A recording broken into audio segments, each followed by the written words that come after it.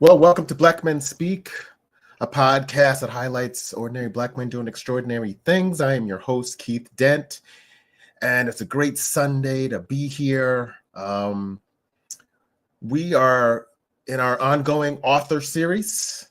We are highlighting a book called A Peculiar Legacy, written by Rashid Darden. He's a fellow GU alum, and he's also my Alpha Phi Alpha fraternity brother. And so I can't wait to really speak to him today. Some of his books, he had a Potomac University series called Lazarus Covenant, and Epiphany, Yours in the Bond, are some of the names of his books. Which I found the title fascinating, which I'll have to pick up. The Dark Nation series was called A Birth of a Dark Nation and Children of Fury. And those are just some of his books. But Rashid is an award-winning best-selling novelist of the urban LGBTQ experience. He's a seasoned leader of Black fraternal movements and nonprofit organizations. And he's a professional educator in alternative schools in the District of Columbia and also in North Carolina, Conway, to be specific. So in this book, it's a story of a Black community in the District of Columbia called Slope that gathers in silence every Sunday without the presence of a pastor, in silent prayer, but occasional vocal ministry from among themselves. Some would call them Quakers. The community consists of several families who are descended from the Great Migration, including one of the characters named Pops. That's a 90-year-old transplant from rural North Carolina. Miss Sandra, who's a community matriarch, and then, and she feeds, the community on Sundays. And then there's this gang of four individuals. It's the soft-spoken Peak, angry Corey, flamboyant Ziggy, and Gino, who's the natural leader. The community is also joined by Jordan and Rockmond Gaffney Bruce. It's a gay couple in their late 40s, and they're just finally beginning their lives together after a decades-long courtship. When one of the youth in the community is lost to gun violence, a chain of events begins that intertwines the eccentric characters living in Slope with their own histories and legacies that are from the segregated South to the raging fires in 1968 and the crack epidemic in the late 1980s, and then the global pandemic of today. Some of the things, and it's a great book. I really enjoyed it. Some of the actual comments received from the book, I just wanted to read a couple of them.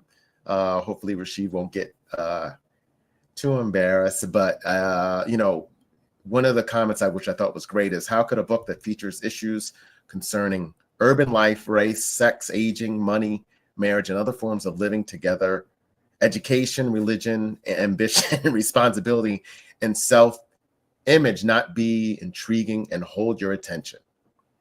Well, just in case, Darden throws in a murder, and that surprise provides a focal point for both the characters and their stories.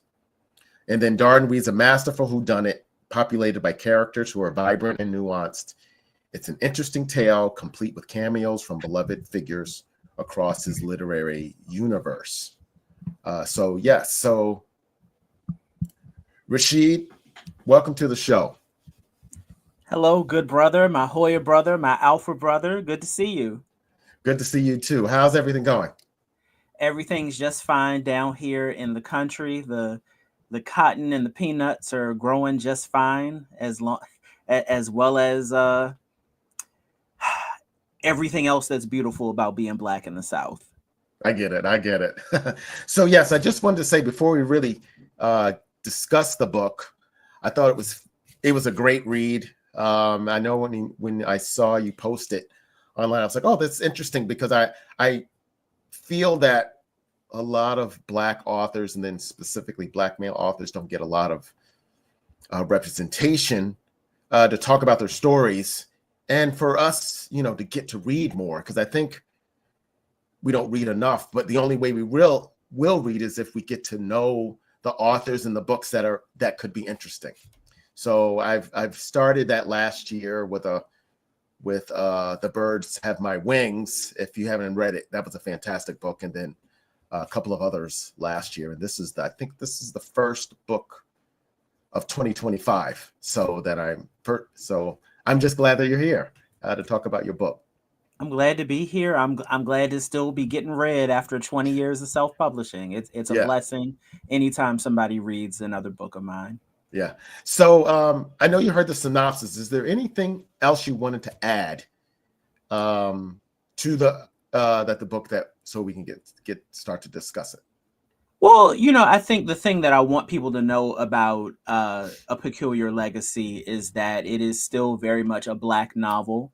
I am a Black novelist in a tradition of Black novelists talking about Black things.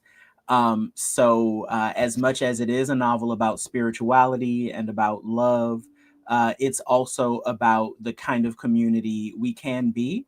And it's also very much about traditions that are passed on through the generations that keep us going, keep us living, and keep us connected to God.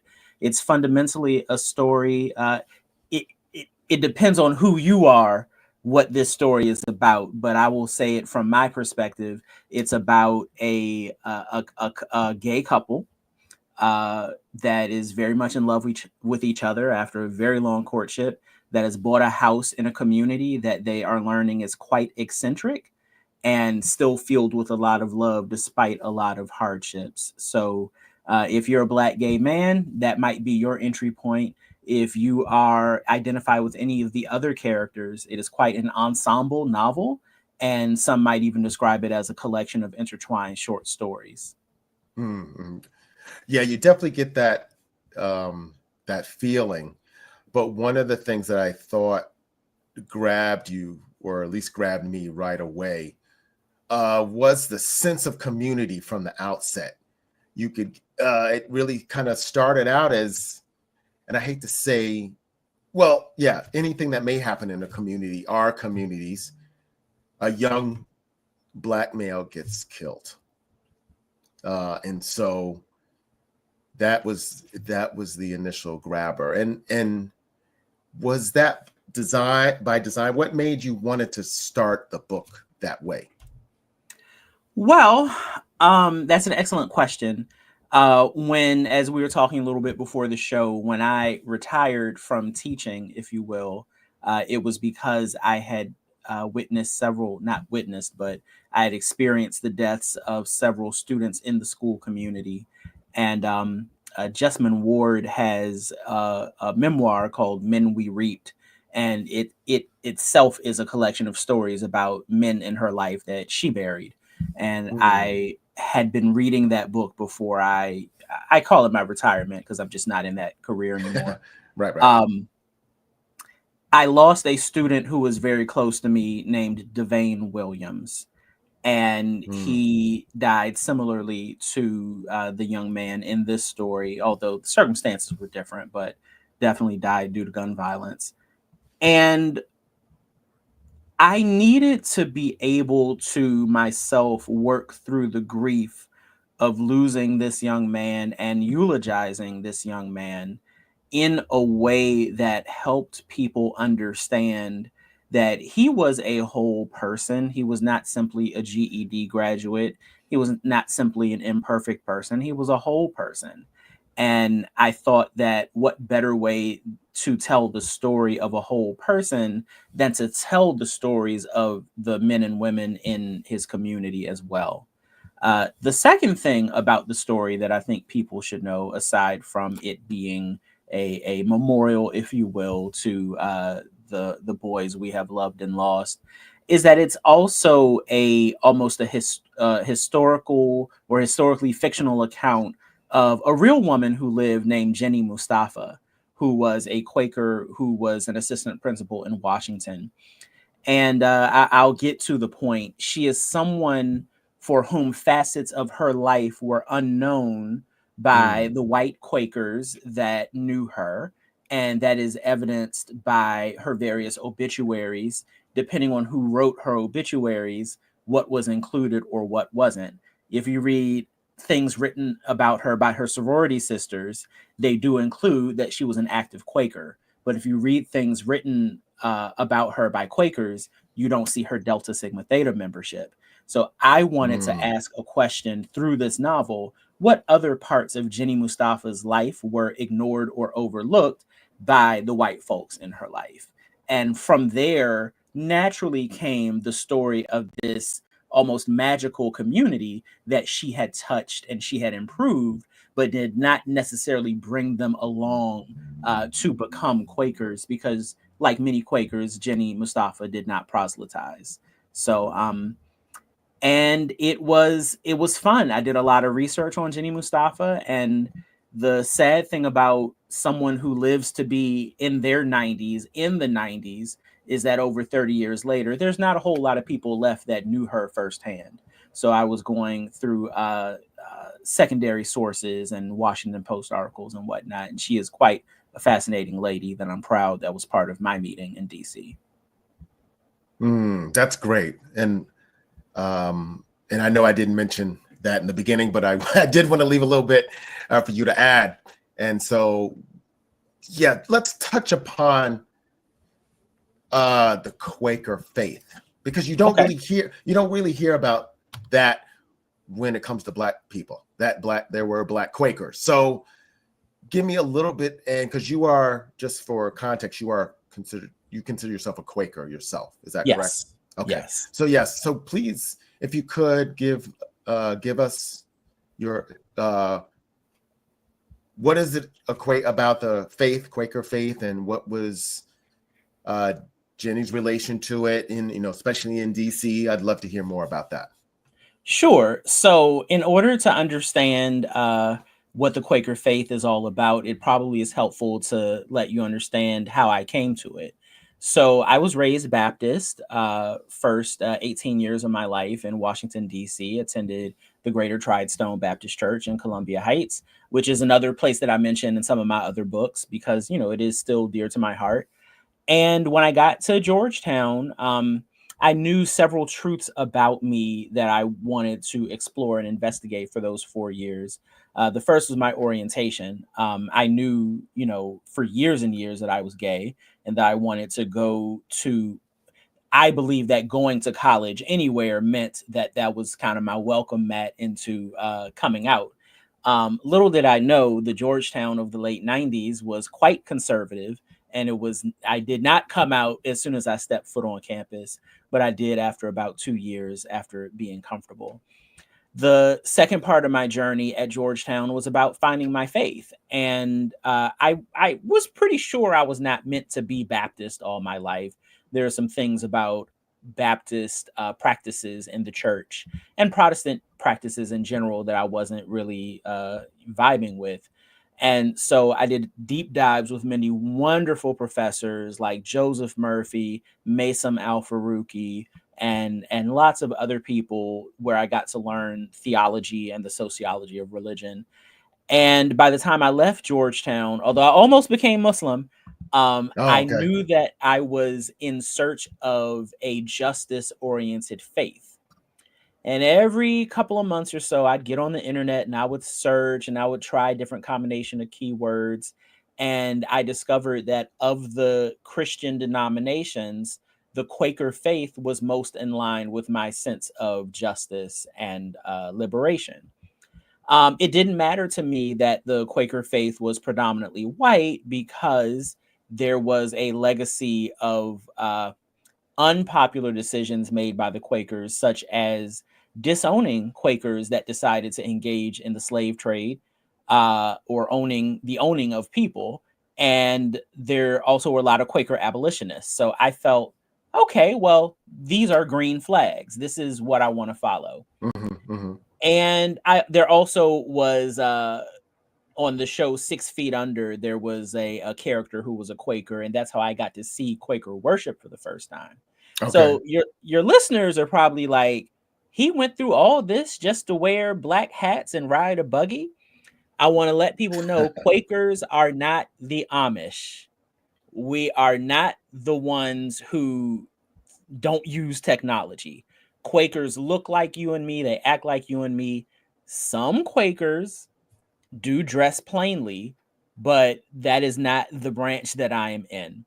I am Hmm. part of a faith community which essentially worships in silence without clergy and waiting for God to speak to us himself in our silence. And we only speak if we feel compelled to do so. So the abolition of the clergy was a very important part of my walk with God. And so there are many meetings that are totally silent, and there's others where there's a lot of people talking all the time.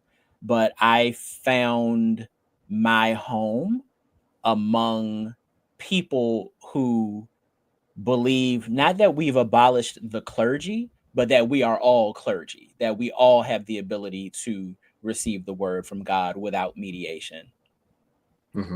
Yes. Okay. And I know that was brought up in the book a couple of times, especially in towards the end of the book, when they were gathering for the main characters who had been killed, and then a couple of Mhm. other opportunities. But and that's rather different from in the Black community where we come to faith. Mhm. So since you had transitioned, and I don't want to get off the topic too much, but I just wanted to ask this question because it's quite fascinating. So when you transition from a church atmosphere that could be very, I guess, bombastic to silence and allowing people to speak when they feel the spirit to speak, was that a big change? How long did it take for you kind of to adjust to that type of faith? Oh, immediately, because it was a relief. The Mm, lack of ritual in Quaker spaces felt like a weight off my shoulders.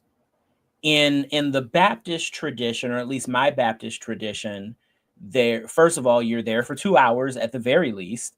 You're having a concert every week.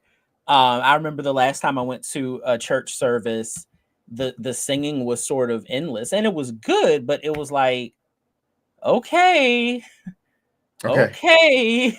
Um, and then there's the preaching, and there's also the pageantry involved with the offering and the donations and whatnot, and then the church announcements, and it's very there's an agenda.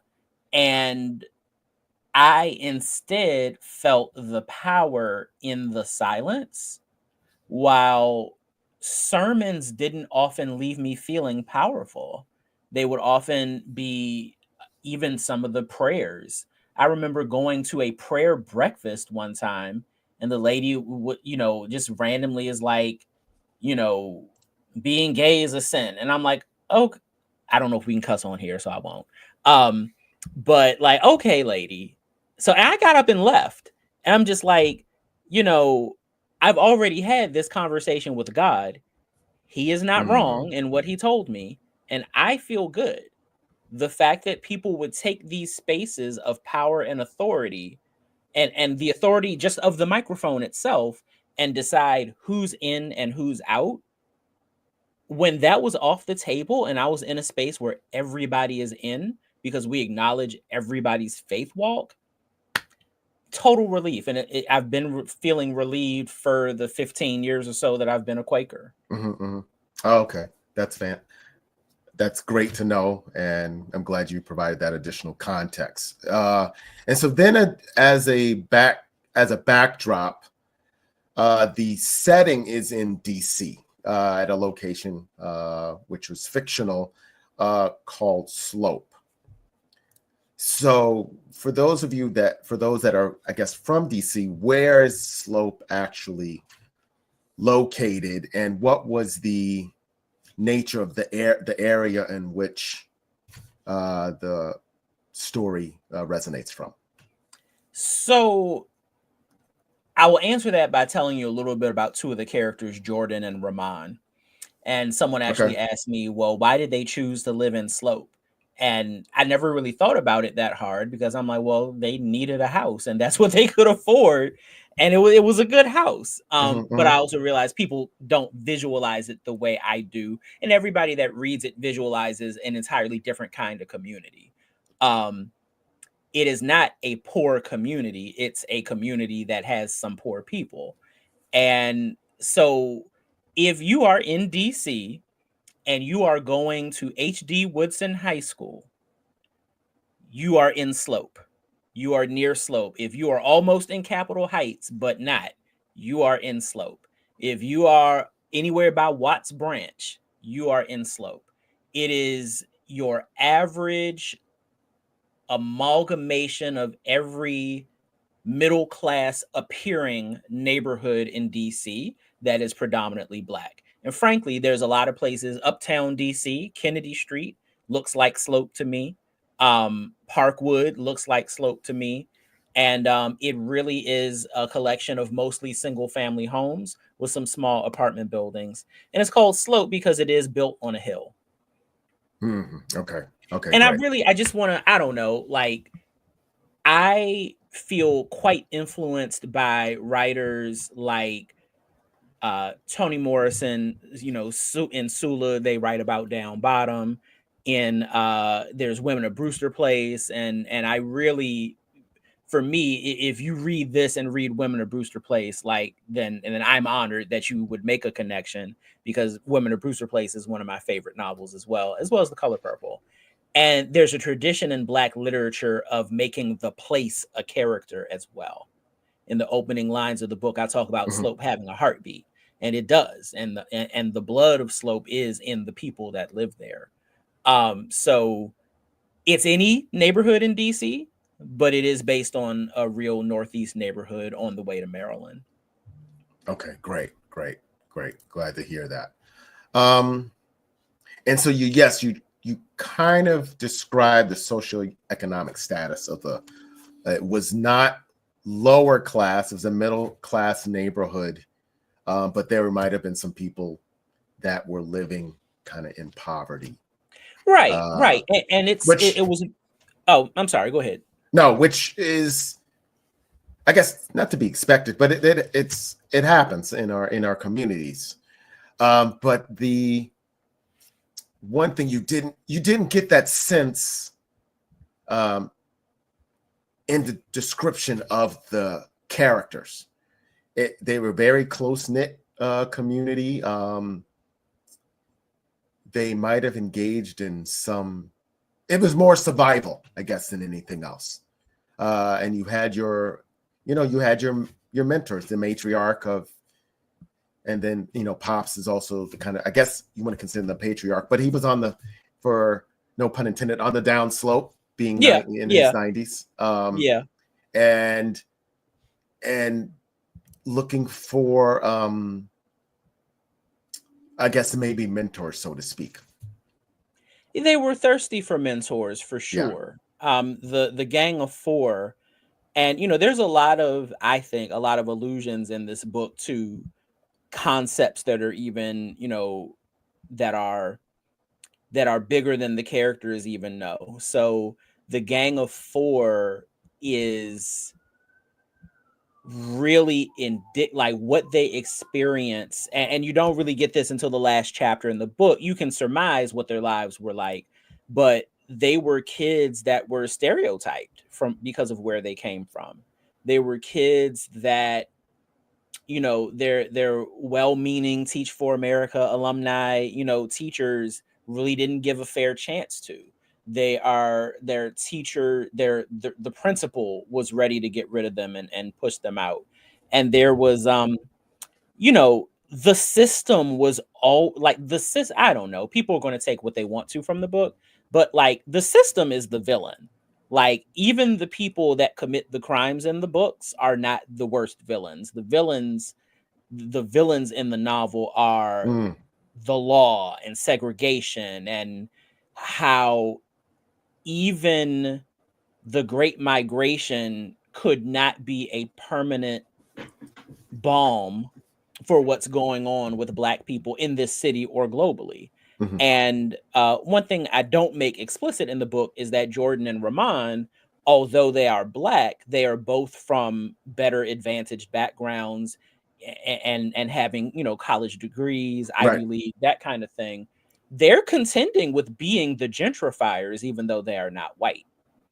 And they are the one, they're like, you kind of wonder with Rahman as a principal, with Jordan as in a kind of educator in that he works for a museum, you kind of wonder, is their love affair with this neighborhood because of the neighborhood and they feel part of it, or do they feel a sense of charitable obligation because they know they haven't been doing enough over their lives? I Mm. don't know. I'm just saying, maybe, but you know, that really I sometimes laugh at how short the book is because I Okay. do, there's so much that I have to remember, you know, that I did try to put nuggets here and there without beating the reader over the head with, you Right. know, what they were reading.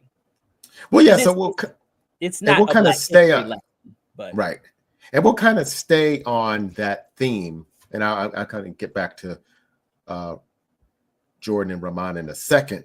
okay. But what I also found, so you talk about how the system was the kind of the law, and so the way the book was written, um, the Gang of Four, they were quite intelligent in their own way, but then they all ended up dropping out of regular public school. Um, which I and it we don't go into every character the reasons why, but being I guess the fact that you were a former educator, uh, did that happen more than realized, like from the general public? Oh, good God, yes. So I had a student that was at who was with me at 3 different public charter schools, I would like to Mm, add, um, who had gotten pushed out of my alma mater. And I have seen, we'll say knuckleheads, but what I mean by knuckleheads is young men and some women that are behaving developmentally appropriately given their circumstances. So chronic hall walkers, chronic mm, weed smokers, chronic tardiness. Those are the things that if you're not in the building and you're not learning what you need to learn to do well on the standardized tests, the principals and some of the teachers will target you, and even if subconsciously not give you the supports you need or not mm, insist that you take the supports you need because they suspect that you're on a path to getting expelled anyway. But in this student's case, he wasn't even expelled. He was just told verbally not to come back. And so he didn't. So on the books, he was terminated for non attendance, but he was as good as expelled by the principal because the principal was a person in authority. So when I talk about the Gang of Four and just they were just knuckleheads, they were just silly, and only one of them had, I'll say, a diagnosis, and you'll see that in the book. But it happens a lot. It happens to girls, probably worse than boys. And oh, there's books, really? yeah, there's books written about it. I had the young lady in the book talks about Yeah. having read the book Push Out, and I had to give a shout out to that so that people would understand. Um, Students in urban environments deal with trauma differently than students in suburban environments. And there's still a lot of educators who do not respect that. So, and there's not a lot of books of fiction, I would say, that are dealing with that either. So, Toni Morrison made a comment at some point in her career that she wanted to write books that would change the world. And like, what better way to change the world than to show the world what is really happening to young people in these public schools. And frankly, you know, once you get pushed out of a traditional public school, your only options are the charter schools, which are easier to get kicked out of than public schools anyway. So what you're saying, or what I'm hearing, and I just want to make sure this is accurate or not. A lot of the students, when they are in a public charter school, it's because they've been kicked out of their public school. Not necessarily. Okay. What I'm saying, the alternative schools, that is the purpose for the alternative schools, is to be a landing point for students that are, say, 16 to 24. So where I come from, and the school in the book, Alternative Futures, is meant to be the landing point for kids that have dropped out or been pushed out, and someplace to go until they age out at age 24, whereas the aging out of traditional public school is much younger. And that's quite fascinating, because doesn't that automatically create a sense of labeling amongst the teachers and the administration once they get there? Yeah, it's apartheid. Yeah. I mean, they are creating. So this is something I teach my students. In the Civil War, in order to justify the need for slavery, there was a congressman who called it the mudsill theory, that, well, every nation, this is what he would have argued, I've forgotten his name, I'm sorry, but every nation has an underclass that does the menial labor and does the things that nobody else wants to do, and that in a capitalist society, there must be those of the underclass. In this society that I'm writing about, which is true to life, they're, whether consciously or subconsciously, they're pushing these students to the mudsill. They're pushing them to the bottom of the hierarchy to maintain the order of the whole system. At least that's what it seems to be happening to me. Mm-hmm. Okay, gotcha. And so with that said, the young men, the group of four, or gang of four, yeah. They seem to be, for the most part, making their own choices without any kind of support. And I know you were a mentor, considered a mentor in the school system. Was that the sense that you got, that the young men just really had no support and always had to make decisions on their own? I would say that by the time a student in DC got to an alternative public charter school, the good news and the bad news was that there was no parental involvement. Because they were adults, that means that I, as the teacher, didn't have to deal with a parent that had issues, causing trouble at the school, fighting for their baby, but their baby's not doing their work, yada, yada, yada. So that does make it easier on the teacher if the parents are not plugged in like they ought to be. But that's also the bad news. And that's because they were 18 and up. Right, because they were 18 and up. So the parents weren't even entitled to participate unless they were invited by the student. And they never were. So, and the bad news is, even if they lived at home with their parents weren't supporting them. Their parents were just like, get out of the house for 6 hours a day, if that. And I really, even now, I think about how hard it must be for them, even now, to have to be making decisions with no real lived experience of adulthood and no safety net whatsoever. Right, especially when I guess, neurologists say the brain of you don't develop to what is it? What's the age? Like 25, 26? 24. Yeah, 24 at the low end. And the thing is, what I'd like to say about that, people like you and I are lucky in that perhaps we didn't make the same decisions as the Gang of Four in the novel or about the young people we know about. But I can't speak for you. but I have done some things that prove that my prefrontal cortex was not fully developed, such as getting drunk and thinking I was going to recite a poem to a dude, but breaking down crying instead. So, that was my bad decision making in undergrad, but it had the cradle of being at a university that was more or less gated, that like the worst thing that could happen to me would be a hangover. And also Mm. that night I learned never let the DJ make your drinks. Oh wow. Okay. Yeah, I mean, everyone's had, I guess, one of those stories or a couple of those stories. I get it. Right. And Um, unfortunately the students, the types of men that I'm writing about, young men, um, there is no cradle. Like the cradle mhm. is the neighborhood, it's Pops and it's Miss Sandra, but even they are intentionally not perfect characters.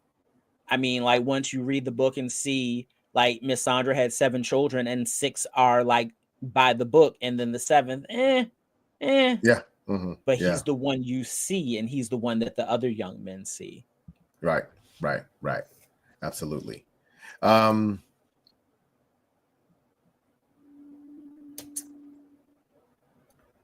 so also, um, a gay married couple is featured as kind of the main. And it's funny, I kind of, almost the way you wrote it, consider them kind of the glue of the story, because of their involvement with all of the characters. So they stood in as kind of mentors uh, to the young men of Slope. So my question was, why did you add that in as kind of development of the story? Because they had, of course, in one of the chapters, it was a main feature of their relationship and kind of the timeline of how they, got together, which was quite fascinating, and how you weaved it in. But really, it was more, like I said, they stood in as the glue to the young men. And so, yeah, I'd love to hear more of that, how that came about. Sure. So,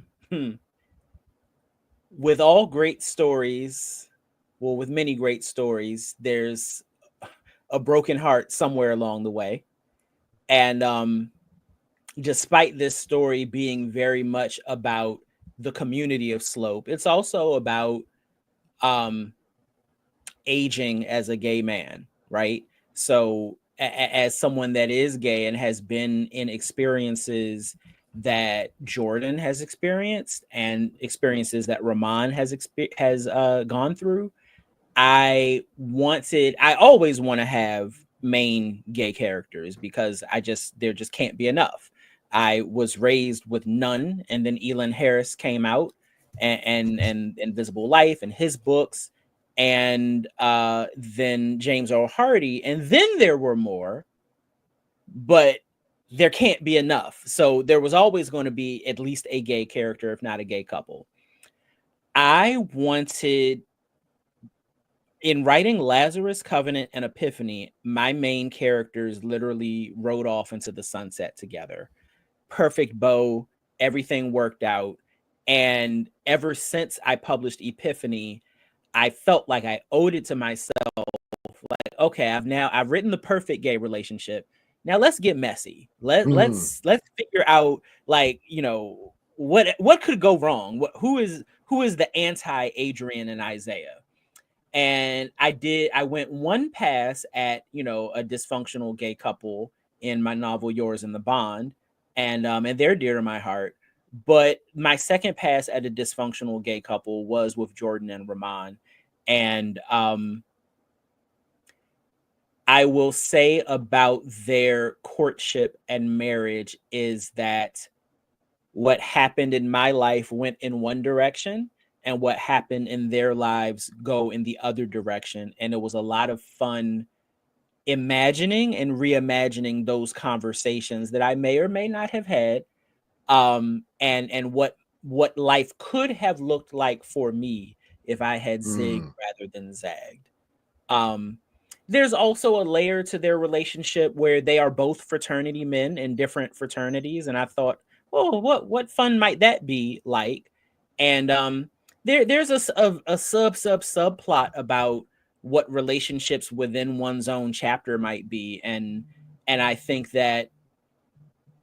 I've written enough about that where people can see how that would be complicated, but I also think that straight men in fraternities that read that chapter should start thinking about what they, just like we don't see Jenny Mustafa's life play out 100% or in 360, like what is really happening in our grad chapters. What are people, are they just friends, are they roommates, like what's happening here, and what does that mean? Because I mean, spoiler alert for the people who haven't read the book yet. um it can be quite traumatizing when you are in a relationship with somebody organically, and you've been in the same chapter, and then you break up.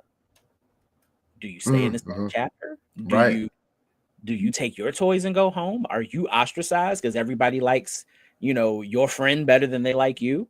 Um, that's happened to me. That's happened to me. Not like how it happened in the novel, but I think that, Mm-hmm. if you are a college educated man and gay and single, you're not all of a sudden not going to date other college educated single men, but you have to do so with a level of discernment that considers all the possibilities, including, well, what happens if this ends? What happens to us fraternally? So, And now I you know found it. that part fascinating Yeah, because it's not something that you are automatically going to think about. You're like, wait a minute, they're connected, through this much larger organization, and then who stays and who goes, or do they both go, or and it's like, oh, okay, just in any other, I guess, kind of relationship where there is a community type. So I thought that was handled very well in the book. thank you, thank you. I'll say, a lot of people ask me just through the years, well, I think that a lot of people would read this and assume that I'm Jordan.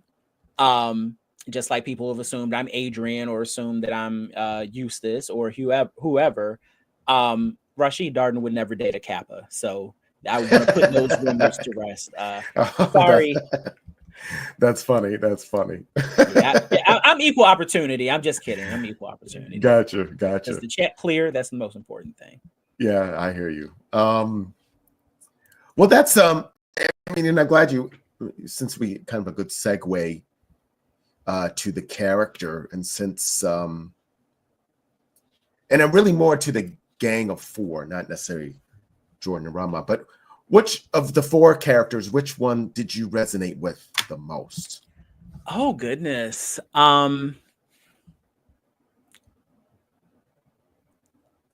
So the Gang of Four is, to decide which one I resonate with, I want to tell your listeners like a little bit about them. Peak is like a third or fourth generation Washingtonian, descended from his great grandfather, who is a very light skinned black man. And that's all explained in the book. I would say that I identify with Peak because of his connection to rural North Carolina. But I identify with Gino because he's just trying to get his life together. He just wants to transcend. He just wants his version of love. I identify with Ziggy because he's a little out there. I call him flamboyant, but I just mean that he's flashy and likes, the finer things in life, even if they're, Right. plated, or even if they're cubic zirconia. And I see Corey because Corey is significantly troubled, and he is, all four of them are like students that I have loved, and they are like students that have deserved love. Um, but they each stand on their own, I guess you could say. Okay. Um,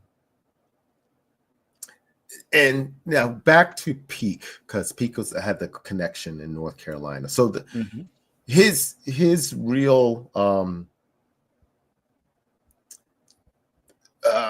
connection in the story is that he's looking for his family.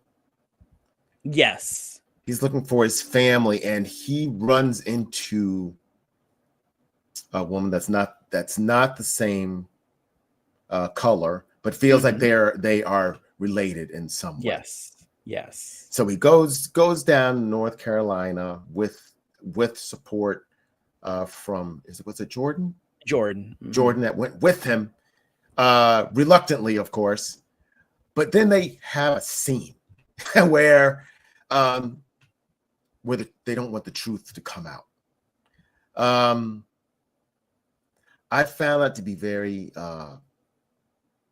riveting, because of the fact that here was a whole community trying to keep this a secret.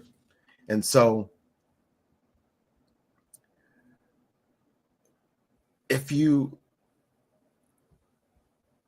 what made you decide to set that as the theme?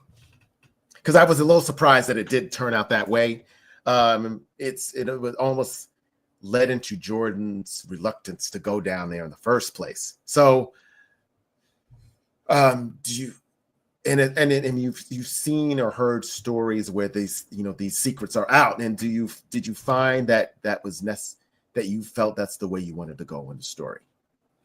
Yeah. So I think every good book has some kind of odyssey in there, and maybe the whole book is not the odyssey, but they are real, baby Washingtonians, and that they typically don't go further than Pentagon City to go anywhere. And for damn sure not going to Baltimore. So I wanted there to be an odyssey, and I had been fascinated. So I am myself descended from white Quakers, and that is part of my story. That's not why I became a Quaker, but I am descended from white Quakers, and there are elements of my own biography that mirror Peak's. But I don't think that my story is interesting enough to write a book about. I've said this, people are like, oh, you should write your autobiography. I'm like, I'm middle-aged. Like, all I've done is write books, like I've had an interesting life, but I think a lot of writers I think a lot of people think their own stories are interesting, and I happen to have the wisdom to know that my story is not that interesting. That made up stories are a whole lot more interesting than the truth most of the time, at least when it comes to me. So I wanted to bring to light that African Americans are not simply people that were descended from slavery. To be African American is to be part of an ethnicity that damn near requires there to have been sexual assault of your ancestor, whether it was far in the past or closer to the present. Black folks don't want to do DNA tests because we don't we know come on, we know. And Peak, on the other hand, did not know and needed to learn that in a very direct way, because he wasn't going to learn it in school. He wasn't going to learn it any place else. And he had not just a mentor, but a father figure with him to process that together in an intelligent way and in an emotionally intelligent way. So this story is told 10,000 times over by folks on Reddit who have done their ancestry DNA kits and 23andMe and all of that stuff. And it is just as traumatizing seeing it in black and white as it is to be run off of what is essentially your land and your property by blood and by birthright. And I don't know that that's the end of Peake's story when it comes to the connection with the land. I haven't decided, but I wanted to rip the Band-Aid off of that story so that people could understand, like, this trauma that has happened to Slope did not begin in the 1940s and 50s when Pops came on the scene. The trauma was well before then, leading directly to the trauma of today. And it is, Yeah. I believe it is in our DNA. Yes, that's fast. That is fascinating. And the fact that, yes, I didn't realize you were a descendant of white Quakers. I mean, choosing to be a Quaker and being a descendant are two totally different things. So yeah, you have piqued my interest there. Well, I think good brother, that the reason I don't lead with that and why it's not necessarily part of my official bio is because who they were is not my identity. Who I am today and the choices I've made today are my identity. Oh, I see. I chose and that makes sense. I chose to be what I am today, an author, a Quaker, a nonprofit. That's right. Because of course that's more empowering than the other way around. Yeah. I get it.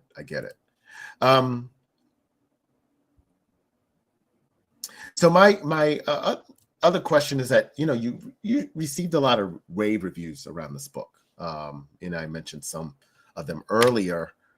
How does it just feel as an author to receive such great feedback on your work?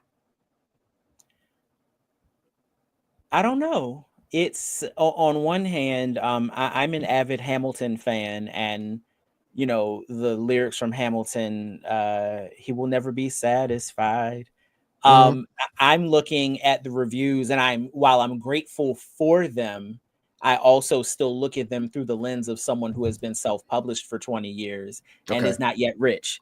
So I know that my writing makes a difference, and I am so grateful to everybody who received an advance copy and made the time to write their own review.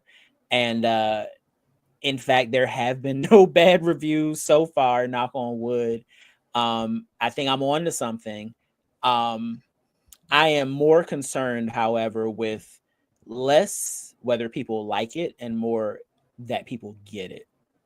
And I think that this is the kind of book that among Black folks, and I always write for Black folks and others are welcome, we get it. We're like, oh, bet. And I learned a little something about being a Quaker. Boom. Without, being proselytized to.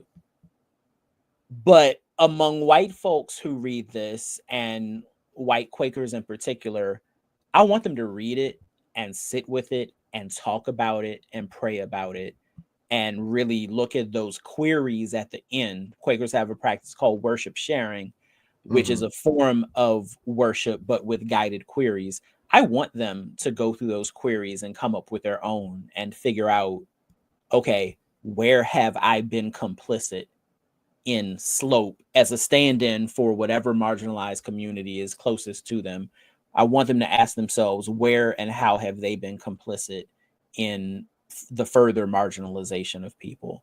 And maybe they will do that introspection and not feel complicit. But I do want them to use the book as a tool to try. And further, the prescript and postscript are from a Quaker, great Quaker thinker of the 20th century, Kenneth Boulding. And I really owe the framing of the novel about the Quaker faith being a phylum that stretches and some branches survive and others don't. Or really all religions doing that. I really owe the framing of the book to him. And I'm really grateful to have included the prescript and postscript from his writing. Right, great. But to the question, I always love a good review, and I need to do better about stopping and smelling those flowers. Absolutely. Because the book is a part of you and part of your legacy, even if you don't necessarily think about it. And it's the pulse of the book is really coming from you individually that you're sharing with us. So yes, always celebrate that. So then also, and yes, thank you for that. What the book was trying to convey. Anything additional that you might have not mentioned? You want Black folks to understand, and white Quakers to kind of sit in some of the things that have happened in not only in the faith but in the neighborhoods in which they congregated. So, is there anything additional that you feel you would want people to get out of the book? Well, I want people to get that when I say Black Lives Matter, I mean all Black lives, whether they are perfect and pristine, straight or gay, cisgender or trans.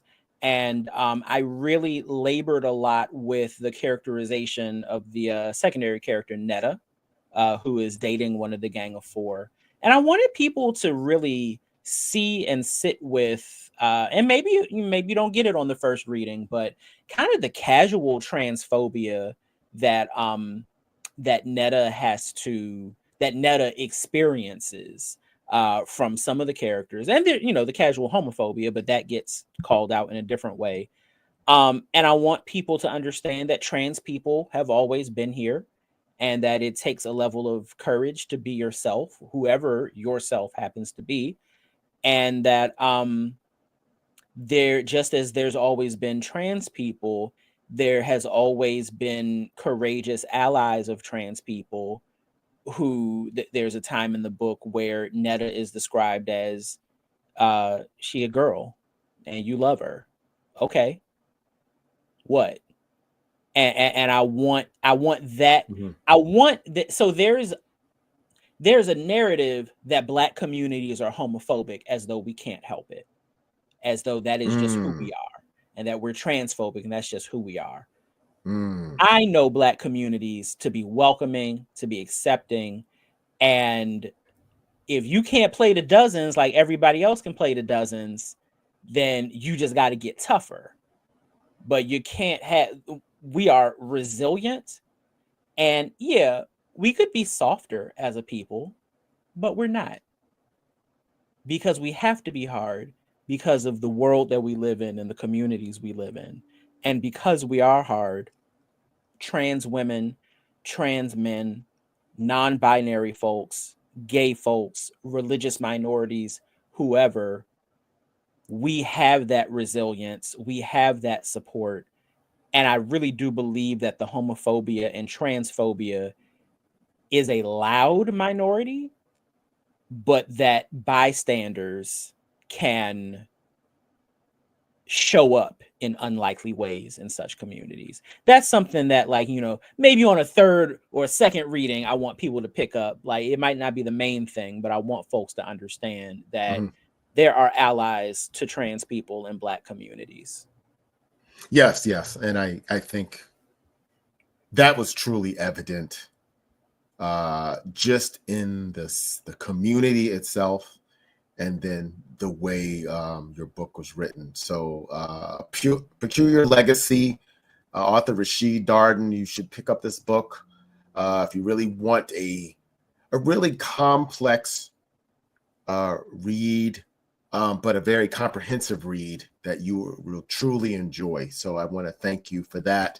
But I always have as my final question, because we always final question I ask my guests is that we're always thinking about, the works that we're doing, trying to be the best that we can be for our communities and the people around us. We don't always necessarily think about our immediate selves, and you probably do. I could tell you're a deep thinker, but as far as a Black man, how are you feeling as a Black man in our communities right now?